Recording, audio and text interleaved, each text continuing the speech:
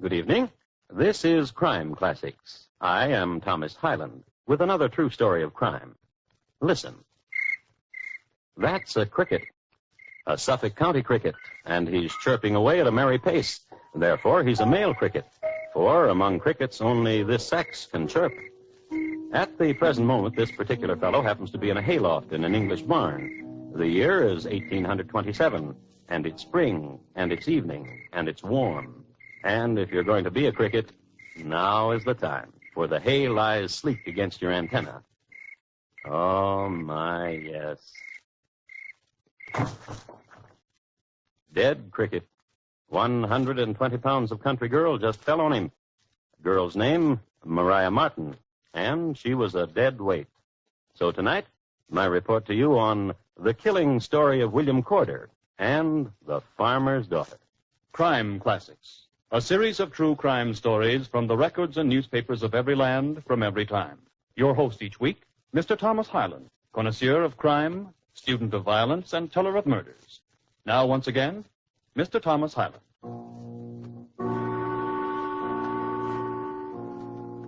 England in 1827 was between periods.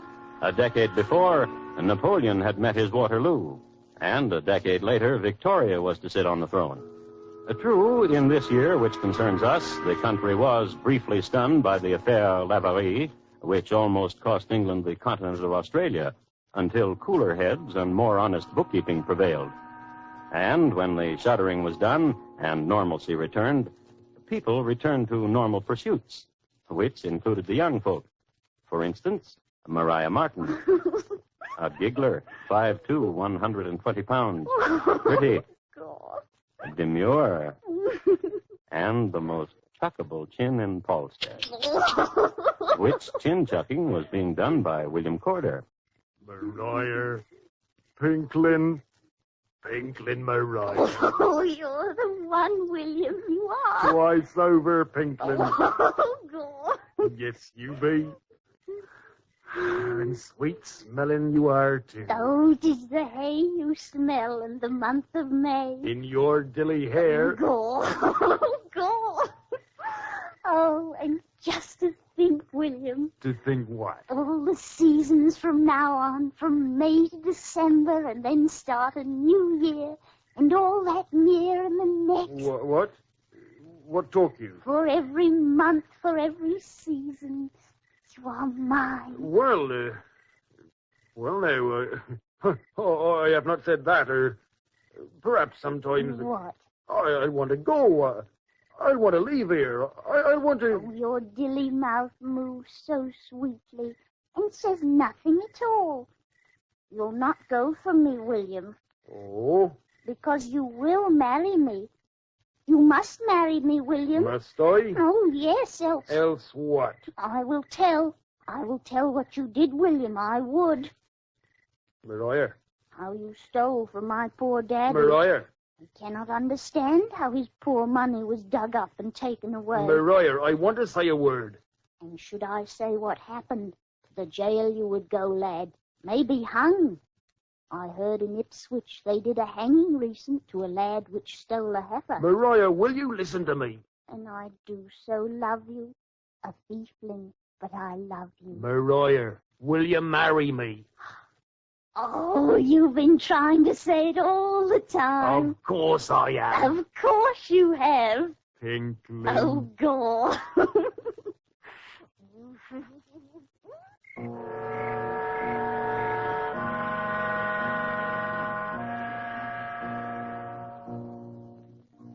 I would like to read to you a description of William Corder as taken from a 19th century journal.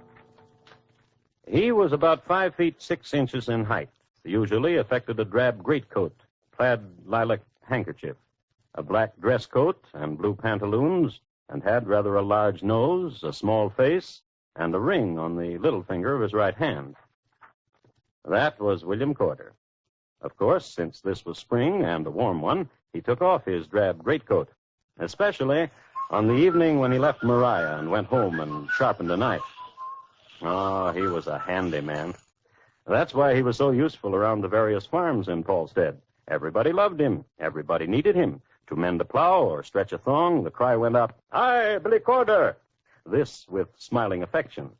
And the next morning, when he went to the farm of his betrothed, "Hi, Billy Corder." from Mariah's father, Hi, Billy Corder. from her mother, Good morning, William. A morning to each of you. You look worried, Billy. Come into the house now, tea you nice and with some dilly biscuits. Now, Ma. He looks worried. Leave him be, Ma. What you been doing, Billy? A sharpening.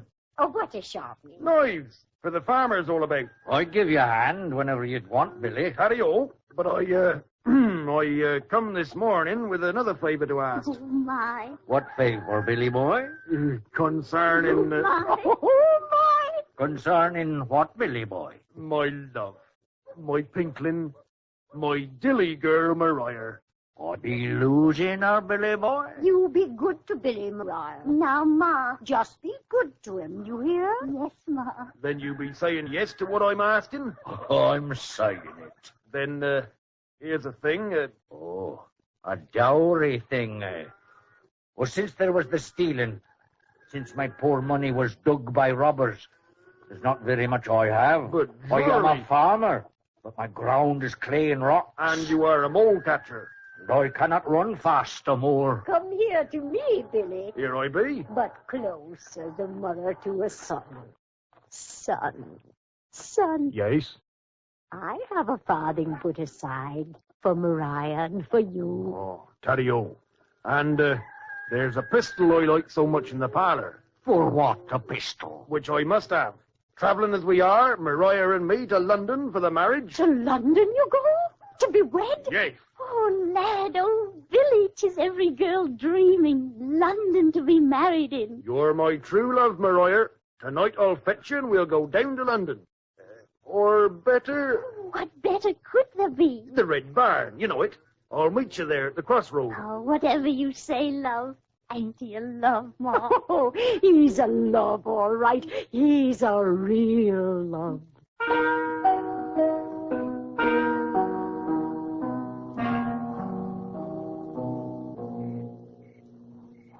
What are we doing back in this dark barn, Willie? Why are we not off to London? I showed you the jewels I got from Ma, Willie. I made her give me the cameo necklace, too. Now, please, can't we go to London to be wed? I do so want to wed with you, Willie. Mariah. Mariah. You know what you are? Oh. Clumsy. That's what you are. I bring you Daddy's pistol like you asked, and what do? It goes off in your hand. Now let's off to London, Willie. It's a bride I'm dying to be. Willie, are you there? I can hardly see you, Willie. Where are you? Here I am. Lovey, Oh. pink.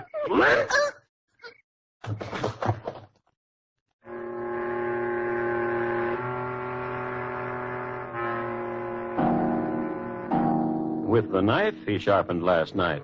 Then he carried Mariah down from the loft into the empty corn room. He left her there for a moment and ran down the road a piece.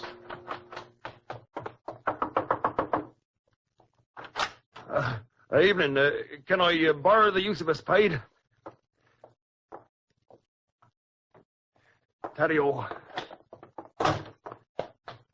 And Billy Boy went back to the red barn, and there he dug a hole, 6 by 3 by 3, and put Mariah in it, and filled the hole again. And Billy took the high road to London. He also took the gun, the jewels, and the farthings. Not a care had he as he whistled his way down the road. For Mariah's parents thought Mariah was with him, and in London... Step ye up, lads. I'm just a country bumpkin trying to make my way in London town. So step you up. Here we have it. Here's a pea, and here's 3 shells from walnuts. I place the pea beneath the shell in the middle and move the shells about. Now, who's a brave lad? Who's a clever lad? Tell me under which shell is the pea. Oh, not for free, lad. For a wager. A pound? A pound. Now, watch your close. This one on the end? We shall see. Well, you lose. It was under this one in the middle. Now, let's try it again. And in 6 months, William Corder had enough money to purchase a house and a bakery shop, a feather bed upstairs, a parlor beneath it, and beneath the parlor, bread and buns. He needed only one more thing. So he went to the newspaper and he inserted an ad. Lady for matrimony wanted. A private gentleman aged 24, entirely independent, whose disposition is not to be exceeded, has lately lost his family to the hand of Providence. If this meets the eye of any agreeable lady who feels desirous of meeting with a sociable, tender, kind, and sympathizing companion, they will find this advertisement worthy of notice. Honor and secrecy may be relied on. Mr. X, 68, Leadenhall Street. Here, sir, insert this in the next edition.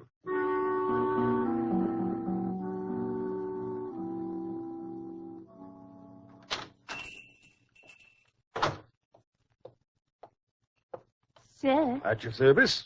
there was an advertisement. At your service. Are you the gent... Mr. X. I am he, if such as you are seeking him out.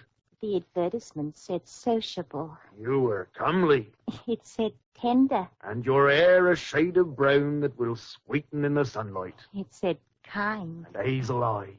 It said a sympathizing companion. How could such as fair as you need a sympathizing? Gently. I kiss your hand. Oh. Pinklin. That's how they did it in 1827. At least that's the way William Corder did it. Quite a handy man, wasn't he? The way he got rid of one girl and found another. And in his neighborhood, when a pipe needed mending or a bun baked, "Hi, Willie Corder," the cry went up. "Hi, Willie Corder."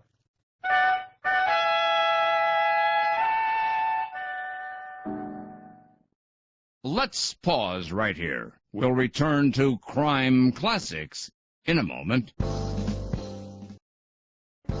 Stan Freeberg here. The Radio Spirits catalog features thousands of cassettes and CDs of old-time radio. Call right now and Radio Spirits will send you their latest catalog absolutely free. Call Radio Spirits right now at 1-800-RADIO-48. That's 1-800-723-4648.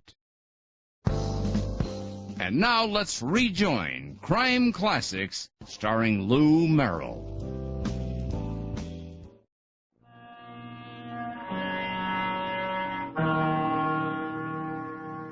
England's winter of 1827 was a mild one, except for the big blow of November 12th to 20th, which temporarily crippled the fleet. It was a season of cool freshets and sunny, bright days. Not all was peaches and cream, however. Because of the locust plague of that year, many people starved to death. Two, an unprecedented series of coal mine mishaps around Newcastle in December finally caused Louis Trini, a gazetteer of the day, to write, and I quote, "What with the fleets having to be refurbished, what with the cruel cries of the starving in the streets, and what with the shawled widows at the mines, this winter, though a gentle one, has been quite disastrous. We await spring," unquote.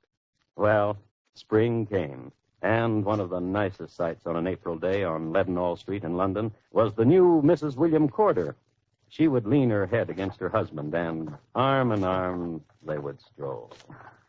Willie. It's the truth, every bit of it. When Wellington called for volunteers, I stepped out of their ranks and... Willie. It's the truth, Bertie. I know it's the truth, Willie. It's just that my heart is thumping because you might have been killed. Me? Oh, Willie. But, Bertie, I knew when I volunteered nothing was going to happen. I hadn't met you yet, and I had to live to do that, so... What else? Huh? What else happened to you before you met me? Well, before I met... Right before I met you, I was in Italy. You said France. You said France, Willie. Before France, I mean. And the Italian women, what of them, Willie? Oh, I didn't have no time to bother with them. I was on a secret mission. Oh, Willie. And don't you tell nobody. Brave, Willie. You happy, Bertie? Happy as is happy do. Happy do indeed. Oh, yes. Willie, Yes? the jewels you're going to sell to my brother, how come you buy them? By a gamble. A game of cards. But they're a lady's jewels. Then isn't it obvious, Duck? I gambled with a lady. Didn't you know her it were while on secret assignment? Gabbed I was like a gypsy. I would have lost you, too. Downy bird. Oh. Come. Oh, sister. Hi, Willie Corder. Hi, lad. Nonny, Brother Sidney? Twice and go to grass, brother-in-law, for what luck you had at the cards last night. And, will we cheat me at this transaction, too? Isn't he priceless, Brother Sidney? He's a good brother-in-law. But how good? What price will you give me for these jewels to add to your stock? Middling good. You see, wife, your brother becomes a haggler when it comes to money. Be generous, Sidney. What you give us will buy a new oven. £50. Done. For this cameo necklace alone. This other stuff, not worth a shocked farthing. £50 then. I'll write you out a check. Daddy-o. Good, brother. And of me. A duck, a dilly duck, a love.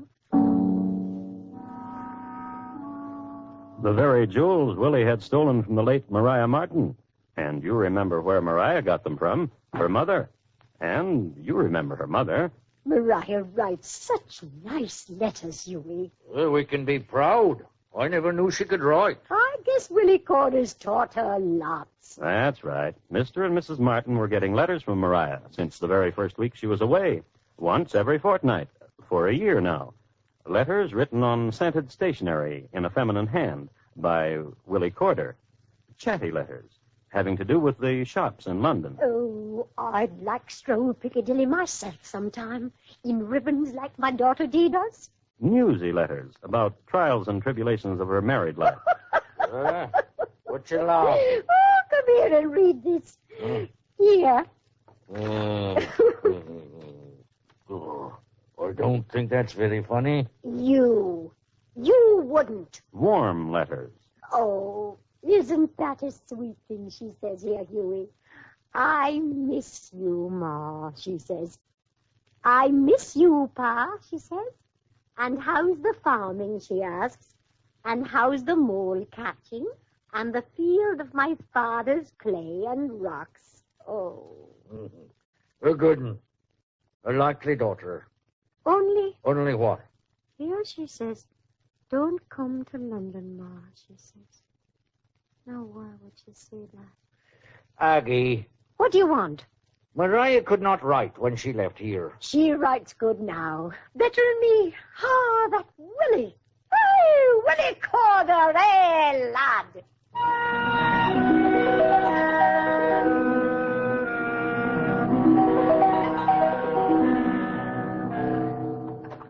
Oh, I frightened you, Will. no. Oh, no. What were you doing? Writing? Writing what? Nothing. Now.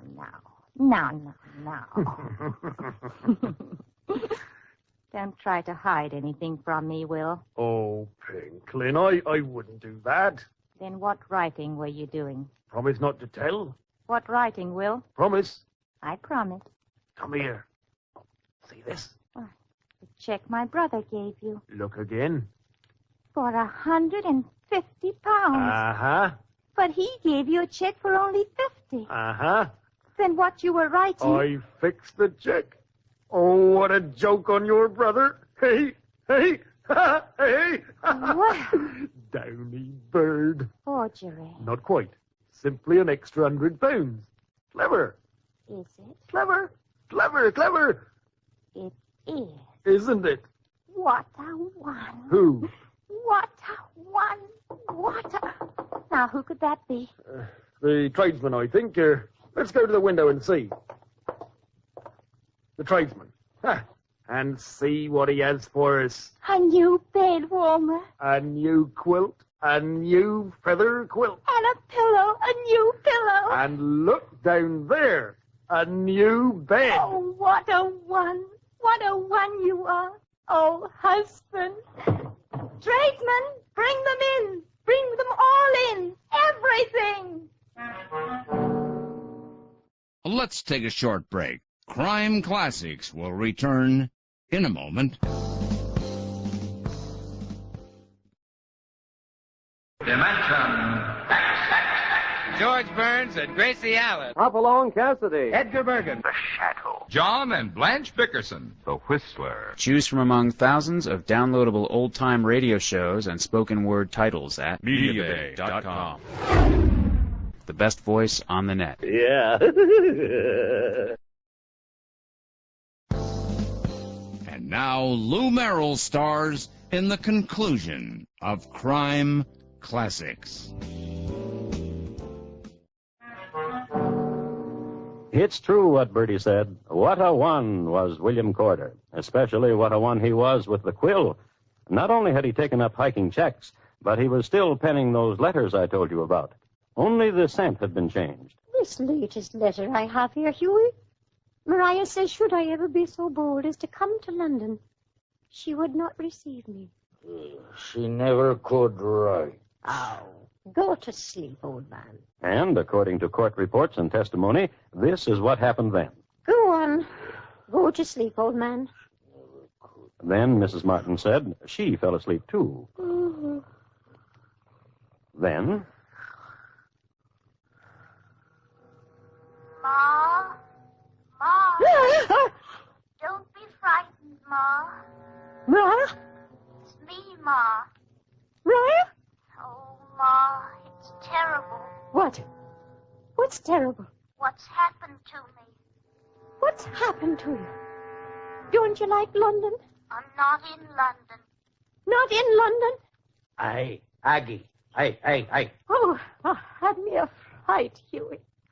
A terrible, awful nightmare. Tore the sheet you did. Now up to the tea lady. Dreamt she wasn't in London. Dreamt Up to the tea lady. Up. Yes.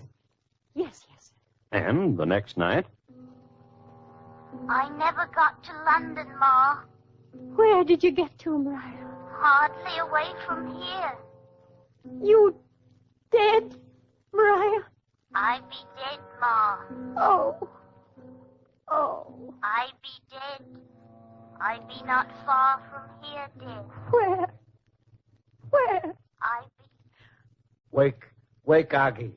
Bubble the tea for me. And on the third night... in the red barn at the crossroads.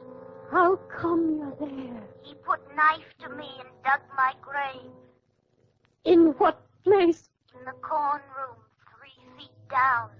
And Willie did that to you? Willie did. You fix him, Ma. You fix him, you hear? Huey! Wake up! Wake up, old man! Wake up! Murder's done! What? Our daughter, dear. She lies 3 feet under the corn room in the red barn. Oh, that you be darned. Maria told me. In a dream. In a 3-night dream, she told me, get shovel to you and dig! Up and get shovel to you! He got up all right, and he got shovel to him, and together they went down to the red barn, and they dug, and they found a skeleton, and Mariah's shawl, and Mariah's shoes, and Mariah's dress. But the thing that clinched it, the thing that made them sure, the skeleton had the 4 front teeth missing in its lower jaw, exactly the 4 teeth that had been missing from Mariah's mouth when she was alive. And again as she ran down the road toward Paulstead. Police! Police! Police! Which was finally heard by Constable James Lee, who viewed the body and rubbed his chin and took a trip to London, where he sought for and found William Corder, who was tried and found guilty. And a half hour before he was hanged, wrote a letter in his own hand on unscented paper, and, of course, signed in his own name. Dear Birdie, good wife, I am fully aware of the shame and disgrace which I must have cost you. So that there be some vestige of pride remain, such as a woman should have for her husband, I suggest you bury me in the finest vestment obtainable, such as silk. My coffin, I do pray you, for your own sake, should be of mahogany, with moulding of silver. A cherubim on my tombstone of marble, with some fitting sentiment, such as, William Corder, of sweet and gentle memory, though not innocent of deed, I am innocent of heart. Goodbye, dear wife. William Corder. On the scaffold, there was some embarrassment because the trap would not work.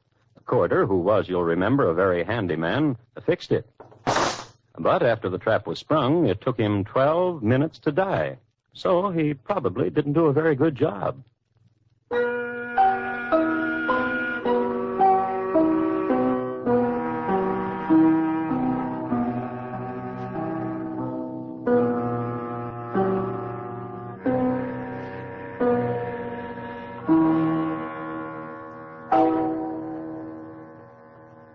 William Corder, tonight's crime classic, was adapted from the original court reports and newspaper accounts by Morton Fine and David Friedkin. The music was composed by Bernard Herrmann and conducted by Wilbur Hatch, and the program is produced and directed by Elliott Lewis. Thomas Hyland is portrayed on radio by Lou Merrill. In tonight's story, Richard Peel was heard as William Corder, Betty Harford as Mariah, Alma Lawton as Bertie, Jeanette Nolan as the mother, Joseph Kearns as the father, and Donald Lawton as Sidney. Gil Warren speaking.